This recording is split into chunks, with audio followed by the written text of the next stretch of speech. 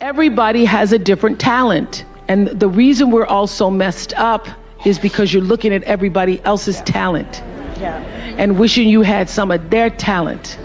All the energy that you spend thinking about, wishing about, being jealous of, envious of anybody else is energy that you're not only putting out, it's going to come back to you negatively, but you're taking that away from you.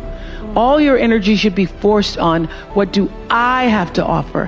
What do I have to give? How can I be used in service? Because Dr. King's message of not everybody can be famous, but everybody can be great, because greatness is determined by service. And there is not a job in here that you can do that you don't switch the paradigm to service and not make that job more fulfilling. I don't care what the job is. If you say, I'm a singer, I'm a dancer, I'm an artist, I'm a teacher, I'm a nurse, I'm a doctor, I'm a janitor, I'm a clerk, if you say, if I look at this from, how do I use this in service to something bigger than myself? It no longer becomes a job. It becomes an offering to the world. Nobody's journey is seamless or smooth. We all stumble. We all have setbacks. If things go wrong, you hit a dead end, as you will. It's just life's way of saying, time to change course. So ask every failure. This is what I do. Every failure, every crisis, every difficult time, I say, what is this here to teach me?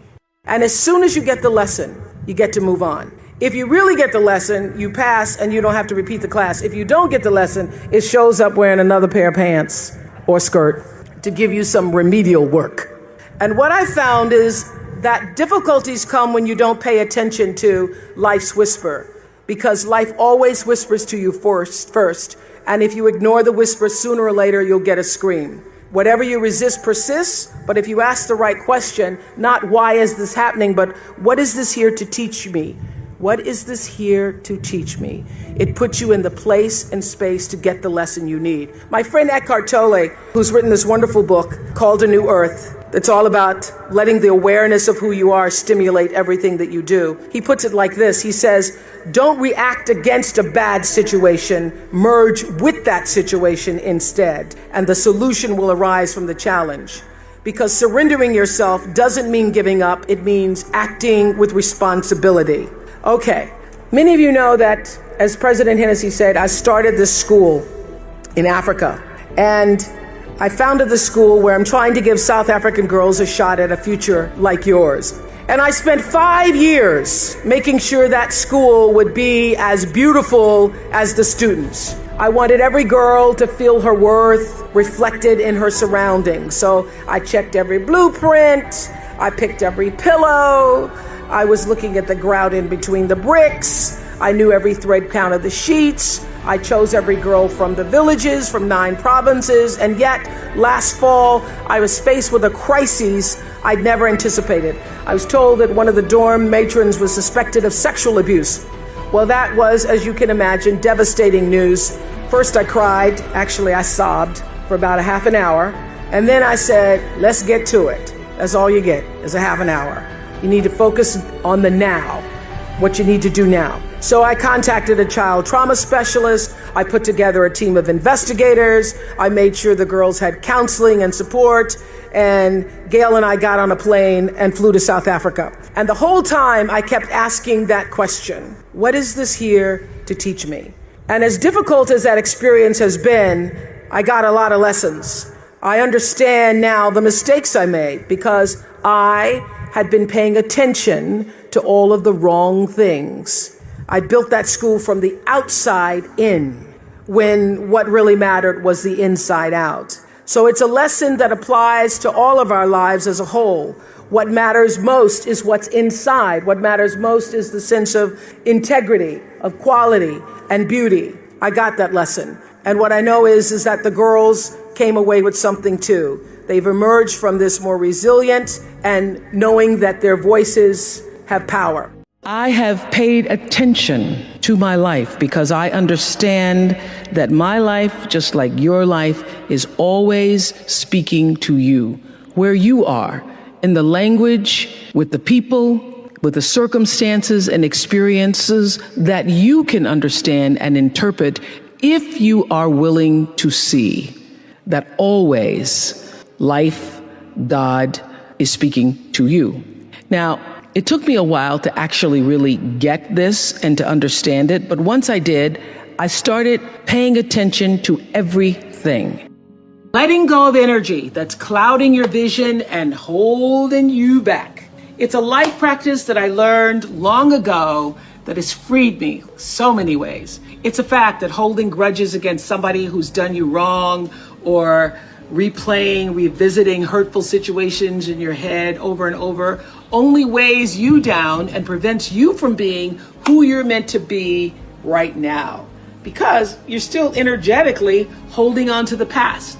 The energy that you put into constantly rewinding to the resentment. Why did they do that? Why did they say that to me? I didn't deserve to be treated that way. All of that only keeps you stuck. It will never change what happened. You gotta press stop and reject the urge to keep replaying so that you can then fast forward into the now for yourself. You know, a lot of people think that holding on to things that disempowered them is going to somehow magically turn it around. As I said in my message a couple weeks ago about forgiveness, you have to release the notion, give up the hope that the past could have been any different. And you also must release the idea that people would do what you might do in any given instance. This is a big one. I had to learn and relearn before I actually got it. Expecting people to do what you would do in a situation only leads to your disappointment, not theirs. They're going on with their life. So let people be who they are, and either you accept it or you don't. Not doing that keeps you stuck in a circumstance that actually costs you time, costs you energy. And I can guarantee that oftentimes the person on the other side of the bitterness you're holding on to, they're not even thinking about you. In fact, they probably have just moved on. They certainly aren't obsessing the way you are. Think of it like letting go of any bad habit that just doesn't serve your well-being. Not an easy task. Taking the road to a more enlightened, healthy existence never is. So this is what I want to ask you to ask yourself. Why am I holding on to this? How is this serving me? And really think about the answer. Maybe it makes you feel validated. Maybe it makes you feel righteous. Or maybe taking on the pain is your way of recognizing the injustice so that even though it won't be made right, it can at least not be forgotten. Then I ask you, again, ask yourself, do you want to be right? Or do you want peace? Woo! This was huge for me. The unfortunate fact is that having both may not be possible. And also you may never get your moment of righteousness, so why wait for it? Choose peace. What I know for sure is that in this world, time is a moving on, and it's our most valuable commodity. You can never get it back. So staying in that loop, playing it over and over in your head of hurt only amplifies your pain. Let it go. Exhale, make room in your heart for something that is uplifting. Surround yourself with people who want the best for you. You have the ability to shift the DNA of your spirit and control how you perceive life. So why not lighten your load and let it go?